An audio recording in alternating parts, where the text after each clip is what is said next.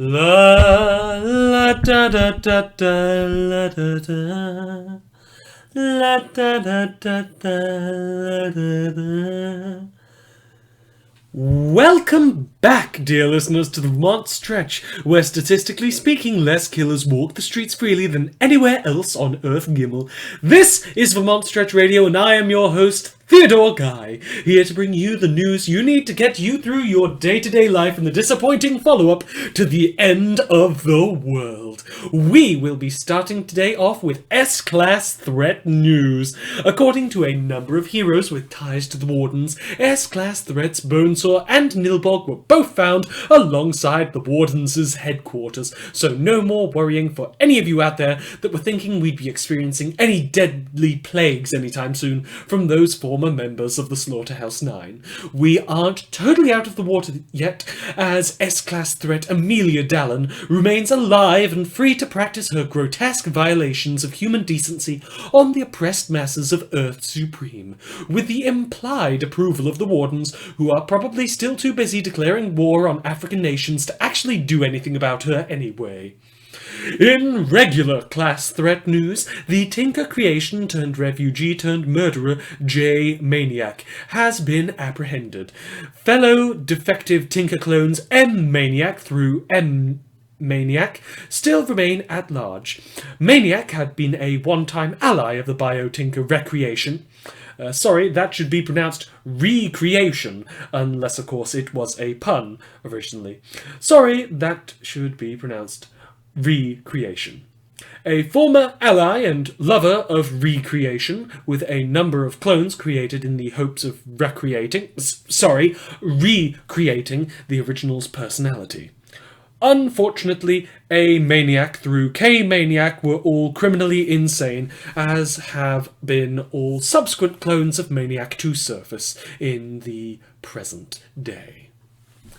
Additionally, the villain team that never really seems to do anything that villainous unless you give them something more than, say, just a cursory glance, the Undersiders have moved into the megacity proper, abandoning Rockton Bay's Gimel and Bait for the first time in 4 years. This historic event should come as a relief, but really, if you were expecting anything nice for that little slice of heaven by the ocean, then you were kidding yourself.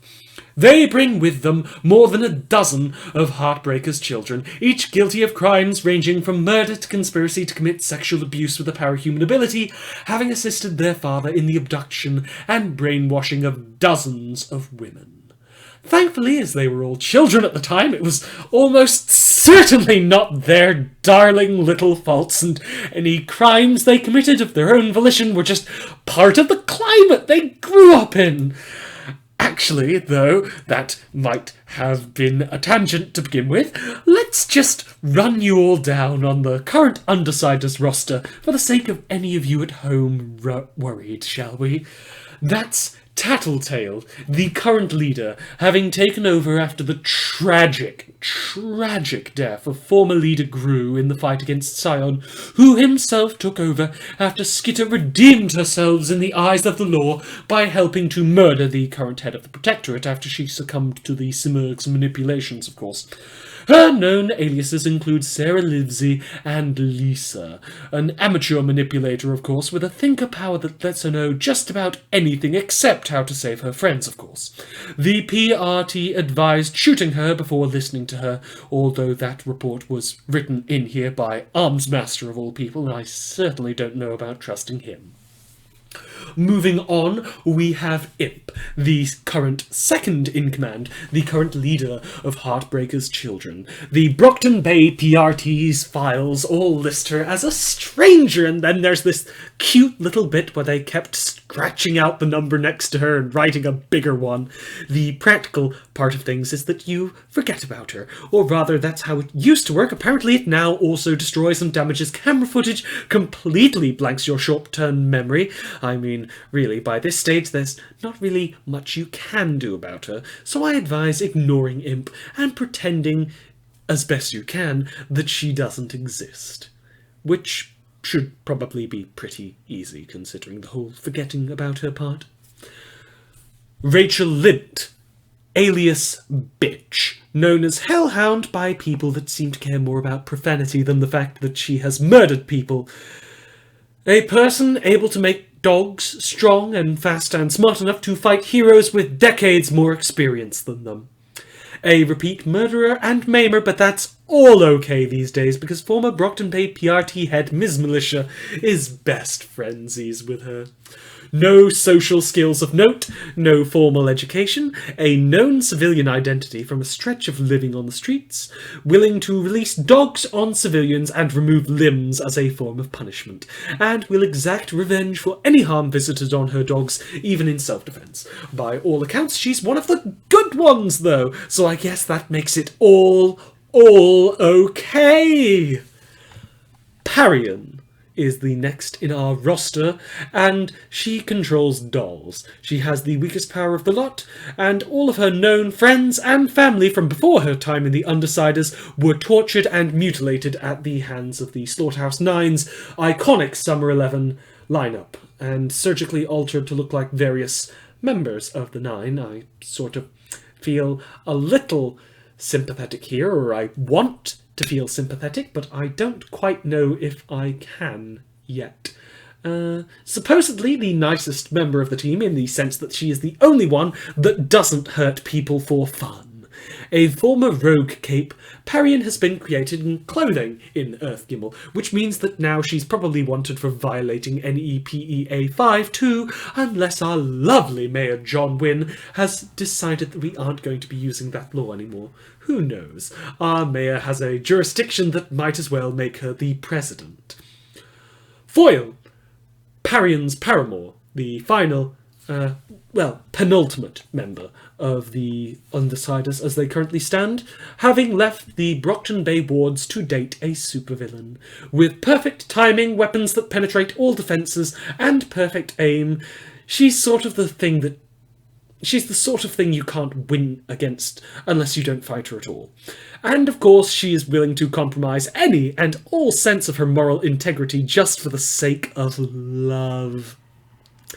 Last, and certainly least, on our roster, Chicken Little, the youngest member of the team, able to control birds in a manner vaguely similar to the way the parahuman warlord Skitter controlled bugs, for any of you out there remotely interested by that sort of thing, or remotely unpleased by the actions of the ward Weaver. I mean, really, if you had a grudge with Taylor Hebert at all, you'd have probably gone off to the Undersiders already, since they were all her best friends. But if you really wanted to get some revenge in, and you could only bring yourselves to harm just one person, I mean, the kid with her power might be a good target. Not that I would encourage that sort of thing, but I mean, it would be pretty fair to move against him after that whole end of the world thing and, well, stuff that we're not supposed to talk about, apparently. That's the Undersiders for those of you at home just tuning in now. In internet news, the Wardens have made an official statement condemning the podcast Behind the Bastards for their episode on the Protectorate, which used Rebecca Costa-Brown, the secret head of both the PRT and the Protectorate, as a starting point before moving on to smaller issues, such as the hiring policies in the new Protectorate. Thankfully, as the Wardens aren't the Protectorate and do not represent any legitimate legal authority at all, we can completely ignore their wishes and continue to talk about any embarrassing things that they let slide, such as the long history of overlooked sexual harassment within the PRT workplace, and cases such as that of assault and battery, where abusers were assigned to work under the people that, well, let's just ignore that for now. That's not my place to talk about. Additionally, the internet for most of the city is now reaching connection speeds unseen since the year 2003. This is a temporary measure, of course, and we will hopefully be back to watching Netflix and playing with our phones within the fortnight. In entertainment news, the death of Bate Britain might have discouraged any long-time fans of Doctor Who that might have survived the end of the world, but thankfully the European settlement of Earthgimel has already begun production on a new series. A teaser trailer has already been released as well, and it seems to show the Doctor caught in one of Cyron's beams before regenerating back into a woman. This will mark the second female actor portraying the iconic character, and the first actor of colour. Time will tell whether Pearl Mackie can live up to the Doctor's mighty legacy. In further entertainment news, a remake of the iconic Hellraiser franchise has been announced, funded by Megacity Gimmel's sole media conglomerate. With input from 2 Universe's Clive Barkers and 1 Universe's Cleo Barker, the hope is to bring the Hellraiser character back to his roots.